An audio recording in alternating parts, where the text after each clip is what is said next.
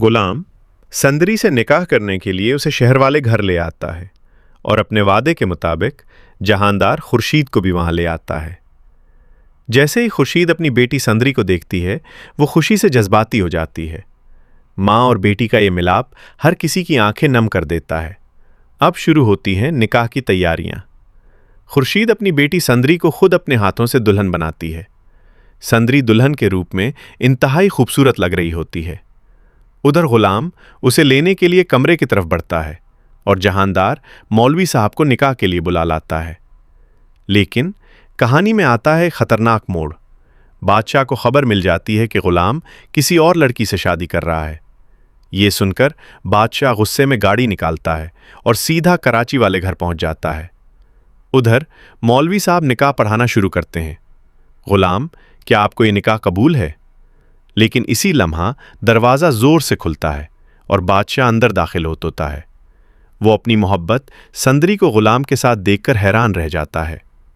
बादशाह सीधा संदरी के पास जाता है और कहता है, मैं तुमसे मोहब्बत करता हूं संदरी। लेकिन संदरी भागकर अपनी अम्मी के पास चली जाती है।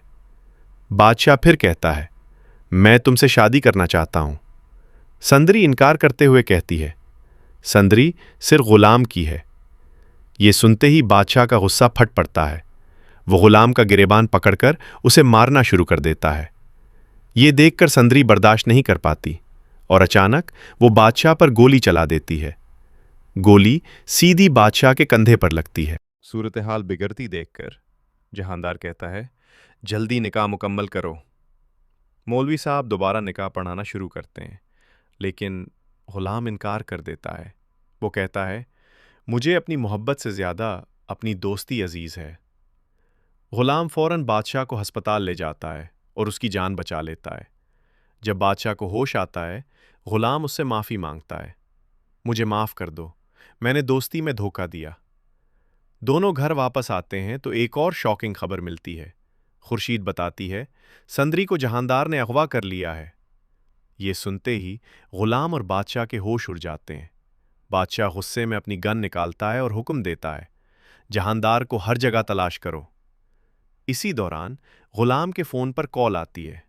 जहांदार कहता है, अगर संदरी चाहिए तो इस लोकेशन पर आ जाओ। गुलाम और बादशाह फ़ौरन गाड़ी में बैठते हैं और जहांदार के फैक्ट्री गोदाम की तरफ रवाना हो जाते हैं। गोदाम के अंदर जहांदार ने संदरी को रस्सियों से बांध रखा होता है। अचानक गुलाम और बादशाह गाड़ी समेत दरवाज़ा तोड़कर अंदर दाखिल होते हैं। ये देखकर जहांदार फ़ौरन संदरी के सर पर गन रख देता है और चीखता है, एक कदम भी आगे बढ़े तो उसे मार दूंगा। गुलाम और बादशाह रुक जाते हैं, लेकिन यहां आता है सबसे बड़ा ट्विस्ट। अचानक खुर्शीद पुलिस के साथ वहां पहुंच जाती है। पुलिस चारों तरफ से जहांदार को घेर लेती है। जहांदार घबराकर भागने की कोशिश करता है, लेकिन इंस्पेक्टर उसके पैर पर गोली मार देता है। वो वहीं गिर जाता है और पुलिस उसे गिरफ्तार कर लेती है। गुलाम फ़ौरन संदरी को आज़ाद करता है और उसे गले लगा लेता है। ये देखकर बादशाह को अपनी गलती का एहसास हो जाता है। घर वापस आकर बादशाह खुर्शीद से कहता है, संदरी सिर्फ गुलाम की है और उनकी मोहब्बत सच्ची है। इसी वक्त मौलवी साहब को बुलाया जाता है और वहीं घर में गुलाम और संदरी का निकाह करवा दिया जाता है। दोनों खुशी खुशी कहते हैं, कबूल है, कबूल है, कबूल है। आखिर में बादशाह अपनी माँ की बात मानकर एक नई जिंदगी शुरू करता है और दूसरी लड़की से शादी कर लेता है। तो दोस्तों, आपको ये कहानी कैसी लगी? क्या बादशाह ने सही फैसला किया?